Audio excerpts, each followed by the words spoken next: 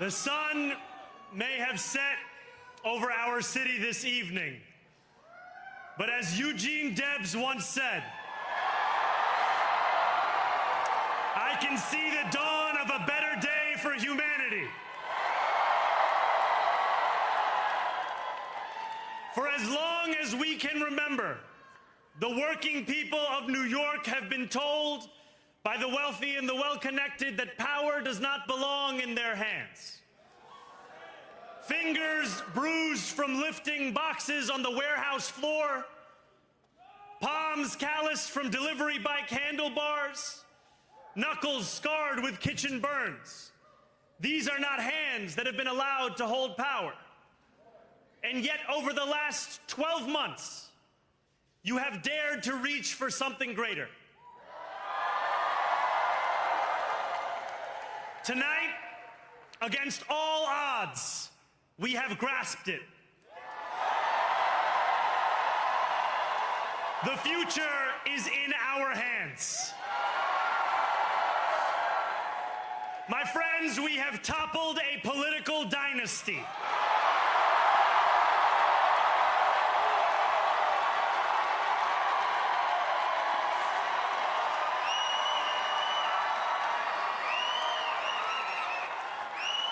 I wish Andrew Cuomo only the best in private life.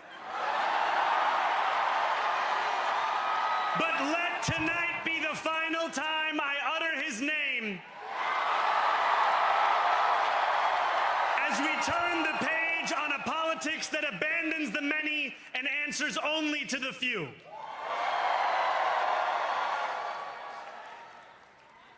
New York, tonight you have delivered a mandate for change, a mandate for a new kind of politics, a mandate for a city we can afford, and a mandate for a government that delivers exactly that. On January 1st, I will be sworn in as the mayor of New York City.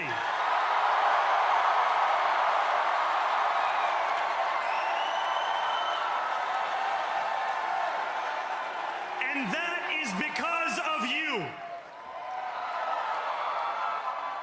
So before I say anything else, I must say this. Thank you. Thank you to the next generation of New Yorkers who refused to accept that the promise of a better future was a relic of the past. You showed that when politics speaks to you without condescension, we can usher in a new era of leadership. We will fight for you because we are you. Or as we say on Steinway, ana minkum wa ilaykum.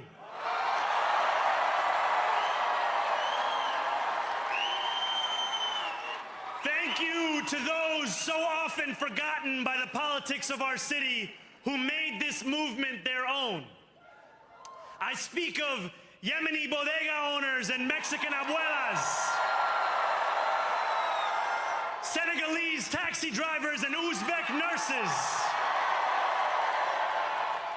Trinidadian line cooks and Ethiopian aunties. Yes, aunties. To every New Yorker in Kensington and Midwood and Hunts Point, know this. This city is your city, and this democracy is yours too. This campaign is about people like Wesley, an $11.99 organizer I met outside of Elmhurst Hospital on Thursday night. A New Yorker who lives elsewhere, who commutes 2 hours each way from Pennsylvania because rent is too expensive in this city. It's about people like the woman I met on the BX33 years ago, who said to me, I used to love New York, but now it's just where I live. And it's about people like Richard, The taxi driver I went on a 15-day hunger strike with outside of City Hall, who still has to drive his cab 7 days a week. My brother, we are in City Hall now.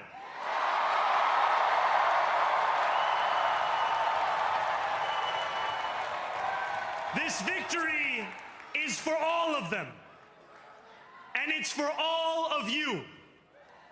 The more than 100,000 volunteers who built this campaign into an unstoppable force.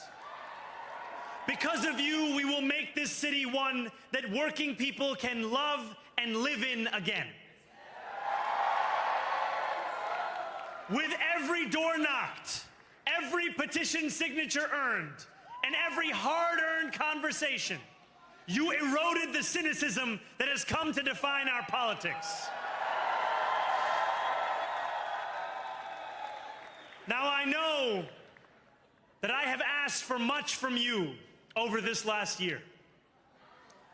Time and again, you have answered my calls. But I have one final request. New York City, breathe this moment in.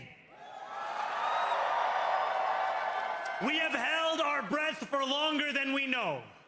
We have held it in anticipation of defeat. Held it because the air has been knocked out of our lungs too many times to count. Held it because we cannot afford to exhale. Thanks to all of those who sacrificed so much, we are breathing in the air of a city that has been reborn.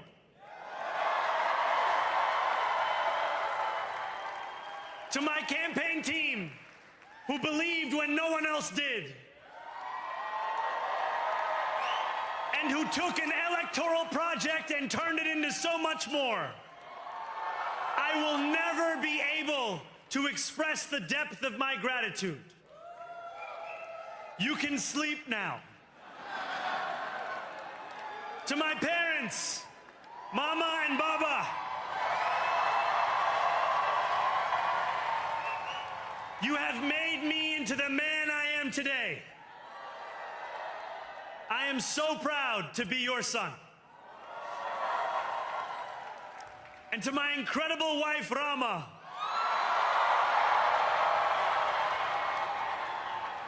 Hayati, there is no one I would rather have by my side in this moment and in every moment.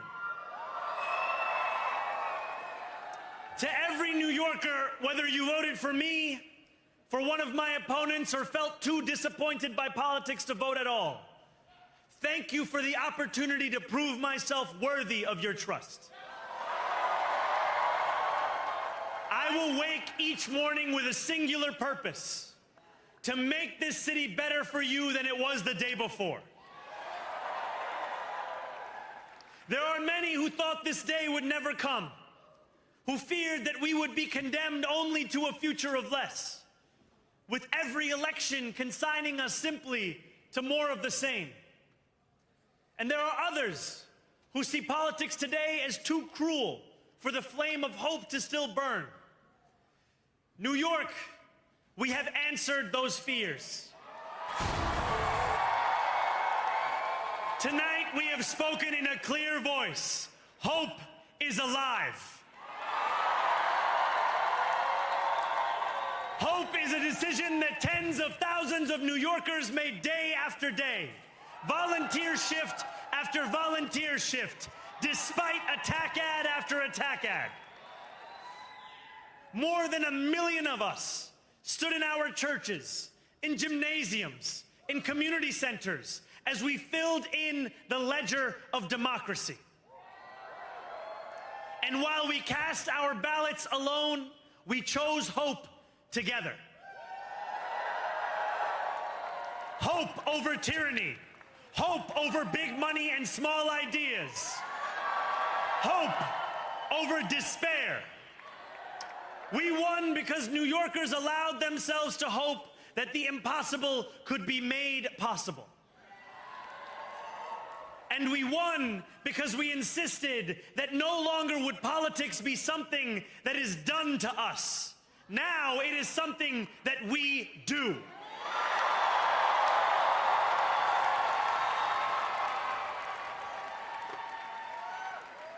Standing before you, I think of the words of Jawaharlal Nehru. A moment comes but rarely in history when we step out from the old to the new, when an age ends and when the soul of a nation long suppressed finds utterance. Tonight we have stepped out from the old into the new. So let us speak now with clarity and conviction that cannot be misunderstood about what this new age will deliver and for whom. This will be an age where New Yorkers expect from their leaders a bold vision of what we will achieve, rather than a list of excuses for what we are too timid to attempt. Central to that vision will be the most ambitious agenda to tackle the cost of living crisis that this city has seen since the days of Fiora LaGuardia.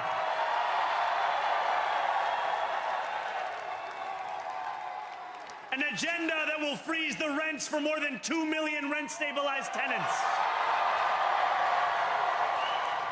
Make buses fast and free. And deliver universal child care across our city. Years from now, may our only regret be that this day took so long to come. This new age will be one of relentless improvement. We will hire thousands more teachers.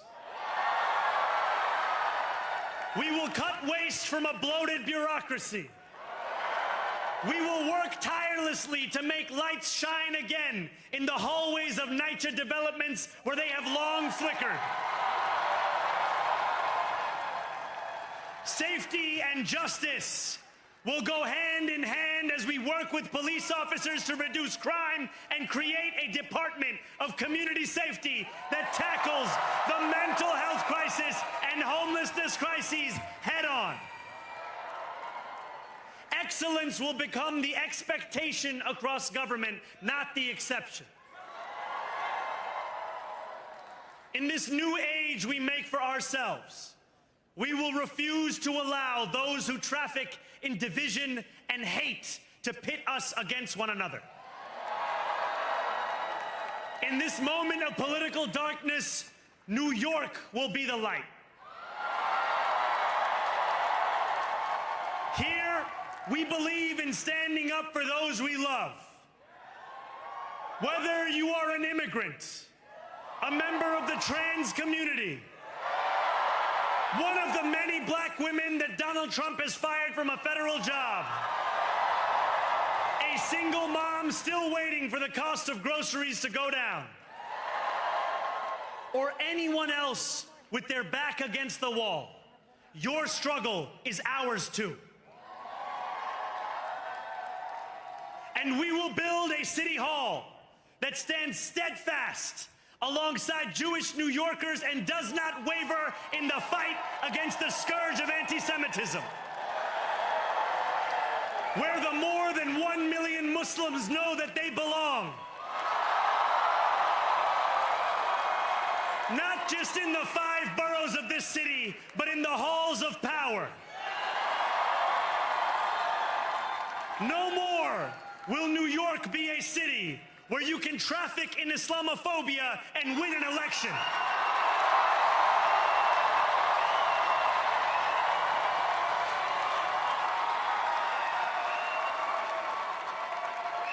This new age will be defined by a competence and a compassion that have too long been placed at odds with one another. We will prove that there is no problem too large for government to solve and no concern too small for it to care about. For years, those in City Hall have only helped those who can help them. But on January 1st, we will usher in a city government that helps everyone. Now, I know that many have heard our message only through the prism of misinformation. Tens of millions of dollars have been spent to redefine reality and to convince our neighbors that this new age is something that should frighten them. As has so often occurred, the billionaire class has sought to convince those making $30 an hour that their enemies are those earning $20 an hour. They want the people to fight amongst ourselves so that we remain distracted from the work of remaking a long broken system. We refuse to let them dictate the rules of the game anymore. They can play by the same rules as the rest of us. Together, we will usher in a generation of change. And if we embrace this brave new course, rather than fleeing from it, we can respond to oligarchy and authoritarianism with the strength it fears, not the appeasement it craves. After all, if anyone can show a nation betrayed by Donald Trump how to defeat him, it is the city that gave rise to him.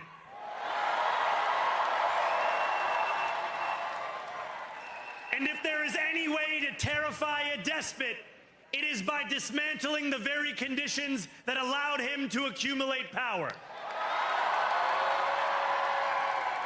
This is not only how we stop Trump, it's how we stop the next one.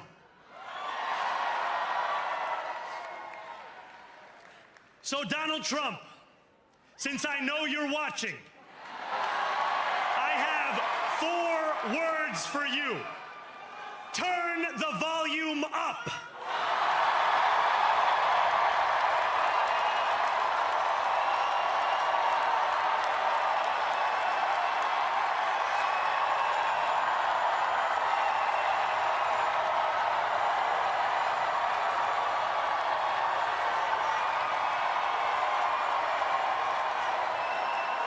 We will hold bad landlords to account because the Donald Trumps of our city have grown far too comfortable taking advantage of their tenants.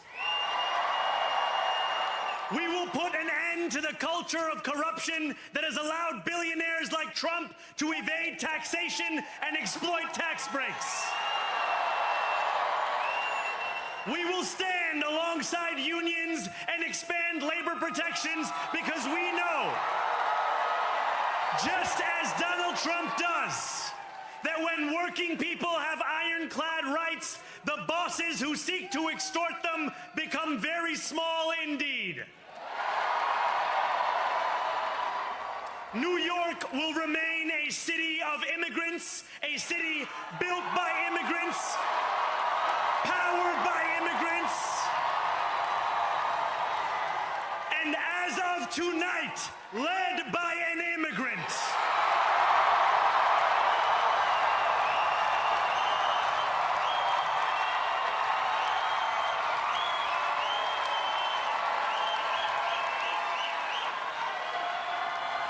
So hear me, President Trump, when I say this. To get to any of us, you will have to get through all of us.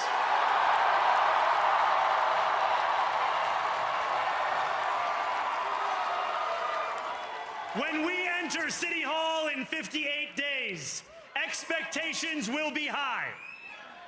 We will meet them. A great New Yorker once said that while you campaign in poetry, you govern in prose. If that must be true, let the prose we write still rhyme, and let us build a shining city for all. And we must chart a new path, as bold as the one we have already traveled. After all, the conventional wisdom would tell you that I am far from the perfect candidate. I am young, despite my best efforts to grow older. I am Muslim. I am a democratic socialist. And most damning of all, I refuse to apologize for any of this. And yet, if tonight teaches us anything, it is that convention has held us back. We have bowed at the altar of caution, and we have paid a mighty price. Too many working people cannot recognize themselves in our party. And too many among us have turned to the right for answers to why they've been left behind. We will leave mediocrity in our past. No longer will we have to open a history book for proof that Democrats can dare to be great. Our greatness will be anything but abstract. It will be felt by every rent-stabilized tenant who wakes up on the first of every month, knowing the amount they're going to pay hasn't soared since the month before. It will be felt by each grandparent who can afford to stay in the home they have worked for, and whose grandchildren live nearby because the cost of childcare didn't send them to Long Island. It will be felt by the single mother who is safe on her commute and whose bus runs fast enough that she doesn't have to rush school drop-off to make it to work on time. And it will be felt when New Yorkers open their newspapers in the morning and read headlines of success, not scandal. Most of all, it will be felt by each New Yorker when the city they love finally loves them back, and whose bus runs fast enough that she doesn't have to rush school drop-off to make it to work on time. And it will be felt when New Yorkers open their newspapers in the morning and read headlines of success, not scandal. Most of all, it will be felt by each New Yorker when the city they love finally loves them back. Together, New York, we're going to freeze the... Together, New York, we're going to make buses fast and...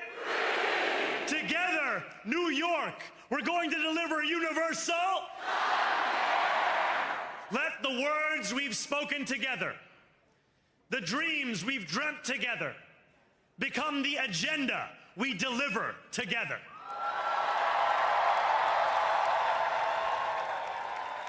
New York, this power, it's yours. This city belongs to you.